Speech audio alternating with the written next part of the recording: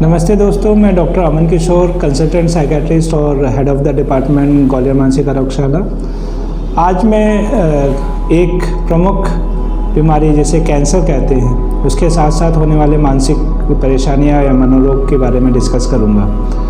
Cancer, जैसा कि आप सब लोग जानते हैं कि एक ऐसी बीमारी है जो कि किसी को भी किसी भी आयु वर्ग में हो सकती है और अलग अलग तरह के कैंसर्स अलग अलग तरह के शारीरिक लक्षण पैदा करते हैं। कैंसर में प्रमुखतः ब्लड कैंसर, गले का कैंसर, मुंह का कैंसर, पित्ताशय का कैंसर, फेफड़ों का कैंसर, बच्चादानी का कैंसर और साथ साथ आंत का कैंसर, ऐसे कई कॉमन कैंसर्स आपको बहुत ज़्यादा मिलेंगे। और कई लोगों में ब्रेन ट्यूमर या ब्रेन में भी कैंसर के सेल मिल जाते हैं। तो ऐसे व्यक्तियों में कई तरीके के मानसिक रोग मिल सकते हैं। जैसा कि हम लोगों ने देखा है कि कैंसर एक ऐसी बीमारी है जिसमें अगर बहुत जल्दी लक्षण पकड़ लिए जाएं तो उसका इलाज बहुत अच्छे तरीके से संभव है। इसमें प्रारंभिक स्टेजेस में कीमोथेरेपी, रेडियोथेरेपी के या फिर दोनों के कॉम्बिनेशन से या फिर शल्यक्रिया या सर्जरी से कैंसर का इलाज किया जाता है। ऐसा देखा गया है कि जिसमें कैंसर होता है व्यक्ति में, उसमें कई बार ऐसे लक्षण भी मिलते हैं जिसमें कि वो उसकी वजह से जो एक भय है और जो एंग्जाइटी है कि भविष्य में मेरा क्या होगा, मैं जीवित रहूँगा कि नहीं रहूँगा, और ट्रीटमेंट का खर्चा उठा पाऊँगा कि नहीं उठा पाऊँगा, ट्रीटमेंट कितना दर्दनीय होगा,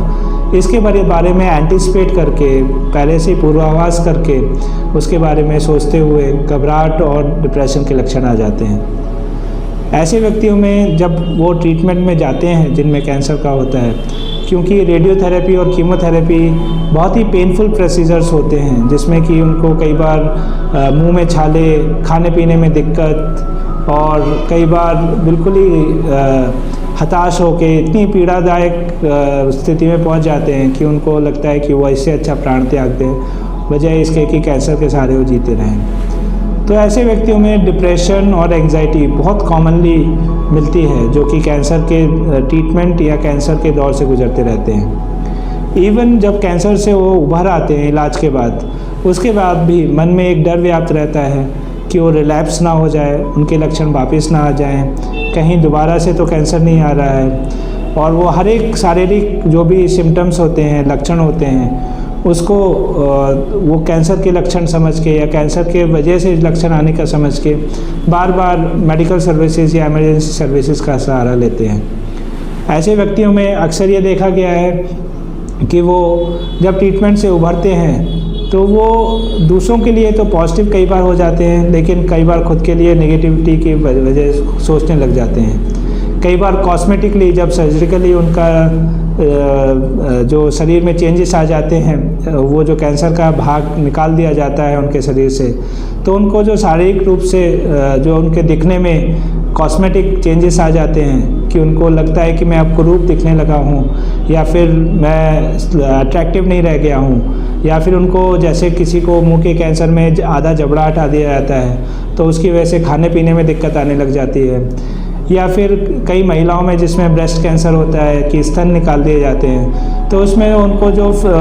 फीलिंग आता है कि अब मेरे को जो महिला होने का जो एक रूप होता है, प्रकार होता है, वो मैं खो चुकी हूँ और उसकी वजह से मैं अट्रैक्टिव नहीं रह गई हूँ। ऐसे कई कारणों से वो डिप्रेशन और एंग्जाइटी की तरफ जाने लग जाते हैं। साथ ही साथ कैंसर के ट्रीटमेंट और दवाइयों की वजह से भी कई बार लोगों में डिप्रेशन, एंग्जाइटी या इनफैक्ट साइकोसिस के लक्षण, जिसमें कि भ्रम और शंका, जैसे कि शक आना, डर लगना और कई बार कानों में आवाज़ आना या दिखना, ऐसी स्थिति उत्पन्न होने लग जाती है। ब्रेन के ट्यूमर की वजह से कई बार लोगों में कन्फ्यूजन की स्थिति या फिर ऐसी स्थिति आना जिसमें कि वो डिपेंडिंग ऑन द एरिया कि कहाँ पे वो ब्रेन ट्यूमर है, उसमें कई बार वो अपने पर्सनालिटी चेंजेस आने लग जाते हैं, अत्यधिक गुस्सा, चिड़चिड़ापन रहने लग जाता है, तोड़फोड़ करने लग जाते हैं और ऐसे व्यक्तियों में वो आगे चल के परिवार वालों के लिए मुश्किल खड़ी कर देते हैं। तो कैंसर के मरीजों के साथ में मनोरोग के लक्षण क्योंकि कॉमनली पाए जाते हैं, तो अक्सर कई कैंसर ट्रीटमेंट सेंटर्स में काउंसलर या साइकेट्रिस्ट भी साथ में ट्रीटमेंट का हिस्सा बनते हैं। तो लोगों से मेरा ये अनुरोध है कि कैंसर के साथ साथ जो भी व्यक्ति ट्रीटमेंट की तरफ जाता है या कैंसर से लंबे समय तक अपनी जीवन यापन कर रहा होता है, उस व्यक्ति को साइकेट्रिस्ट से ज़रूर साथ साथ में सलाह लेनी चाहिए। साथ ही साथ कई बार जब कैंसर लाइलाज हो जाता है और सिर्फ एंड केयर रह जाती है कि उनको कैसे हम आरामदायी तरीके से जो बचा हुआ जीवन व्यतीत कर पाएँ, उसमें कैसे हम उनकी मदद कर पाएँ, तो उसमें भी डेफिनेटली साइकेट्रिस्ट का एक मेजर रोल रहता है, जिसमें वो एक्सेप्टेंस ला पाता है कि ये एक जीवन का हिस्सा है और